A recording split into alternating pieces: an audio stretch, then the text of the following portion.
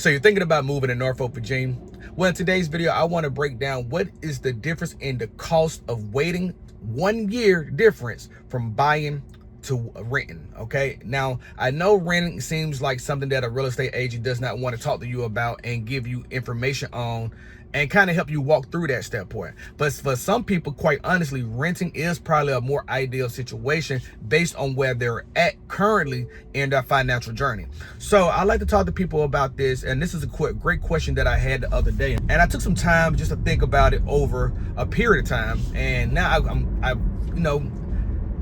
got my thoughts together concisely, and I want to bring them to you. So in this video, what I want to do is just talk about what is the cost of waiting on buying and renting. See, some people look at the cost as, hey, I'm saving myself an opportunity to save up more money, and which is great. If you have the time to save up for a down payment, even get your closing costs saved up, which sometimes these things can be almost 6 to 6.7% of the purchase price altogether. So I think that is an ideal situation too, is if you think that's what your best solution should be. In happenstance, in a lot of cases, buyers are unfamiliar with down payment assistance programs that sometimes the states have, as well, or some of the cities may have their own housing program initiatives where they're helping with down payment assistance or even giving grants for closing cost assistance. So what I like to do is always talk to my clients or my eventual clients about, maybe there's opportunities there for you that exist as a first-time home buyer or as a second-time home buyer in certain areas as well, where you can actually take advantage of these programs, and sometimes they're just unaware of them. So I think sometimes that helps alleviate some of the pain. But let's talk about this from a standpoint of you're just trying to decide if renting is ideal for you. So what makes ideal renting? Renting is ideal for those who think that they're going to use a small amount of money to eradicate debt. Now, I look at it, if you're going to eradicate debt, in my personal opinion, is that if you're going to rent, that is the ideal solution. Don't come out of renting with debt and then still try to purchase a home. If you already have minimum debt, you should think about and consider what is the difference between renting a $1,900 apartment or a single family home, townhome, condo, whatever the unit is that fits your lifestyle, versus owning a $2,100 townhome, condo, single family home that you may have as well too. It may not be the square footage, it may not be your ideal dream home, but a starter home is always better than giving your money away to somebody else as a landlord or as someone who is just going to build their own equity off your payment. So these are the things that I like to talk to people about, because I don't think sometimes we realize what we put ourselves in a situation of. Honestly, like, if you think about it, I know a lot of people will say, well, Craig, maybe I don't want to have to take on the burden of the cost of, repairs and things of that sort. Yeah, they have programs out there like American Home Shield, home warranty programs, where they can make that a little bit easier for you. But also, think about this. You're still paying for that same service to a landlord, regardless of what the cost is. You're still paying for that same service. It's just that somebody else is responsible for it versus you being responsible for it and living and growing your own equity.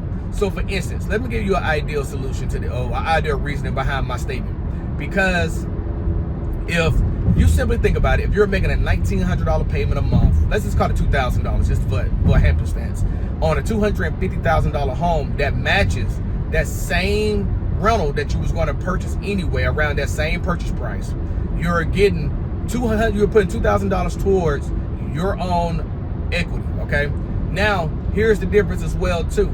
That home that you're buying is appreciating in value. So yeah, it may take you 12 to 16 months to actually start making money on the equity in your home by paying the payment every month, but the market itself is generally going up 3 to 4%, depends on where you're living at. Especially in Virginia, you can see somewhere between 3 to 6%, depends on the city. Now, with that happening, if you waited 1 year, yeah, you may get in at a lower interest rate in the coming years, because of where we're at right now in the 6s. But when you actually come down on that interest rate another year from now, yeah, you may have a lower payment, but the value of the home has now steadily increased that you would have already purchased. So that $250,000 home may be somewhere closer to $265,000, $275,000, and you missed out on that $10,000 appreciation, but also on the $20,000, $24,000 in payments that you made already towards your home. So when you really thinking about it in the happenstance, you gave $24,000 away to a landlord. You only probably saved about $100 to $200 in payment in that 1 year, but then also you missed out on $10,000 of equity in the 1 year as well too. So to me, I think about it like this: would you rather have missed out on $34,000 to save $1,200 or $2,400? Like, I just want to know what the math looks like to certain people, because at the end of the day, this is what it comes down to. Now, like I said, there's always stipulations to why you will want to buy versus rent. Okay, I'm not saying that buying is for everyone. What I'm saying though is that always evaluate what the cost of renting is actually doing and what is the ultimate mission from renting. If you don't have a distinct destination from renting, like what is the end goal in it, like i.e., are you eradicating your debt? Are you building your credit to the credit level that you want to maximize your purchasing power for buying? Are you making sure that you're solidifying yourself in the community that you want to be in? Like, you're still identifying that. Like, there's a lot of reasons why you should rent, but a lot of times I always experience it that it comes from a standpoint of fear. And I don't want you to be fearful. I want you to be embracing the journey, whether that's doing it in a year, whether that's doing it in 6 months, whether that's doing it tomorrow. You just need to know where you're going. And sometimes I think that's what we got wind up freezing ourselves in place and not taking advantage of what we're having in front of us. Don't let individuals who tell you, I bought my house during the pandemic at 2 to 3%, 4%, and the market is going to crash, because it's never going to crash, especially in certain markets. Now, I mean, like I tell you, geographically, we've already preached about this.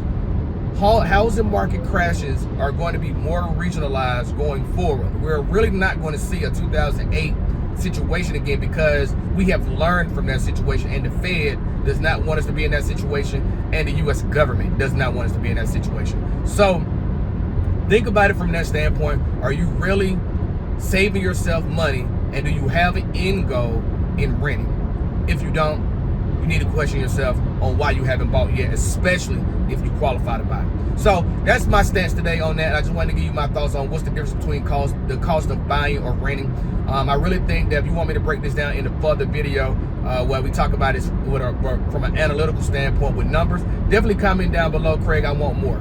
And I will bring that video to you. All I need is 5 of those comments saying I want more, and we will bring that from an analytical standpoint. So I look forward to talking to you soon. I'll catch you in the next video. Y'all stay safe. Peace.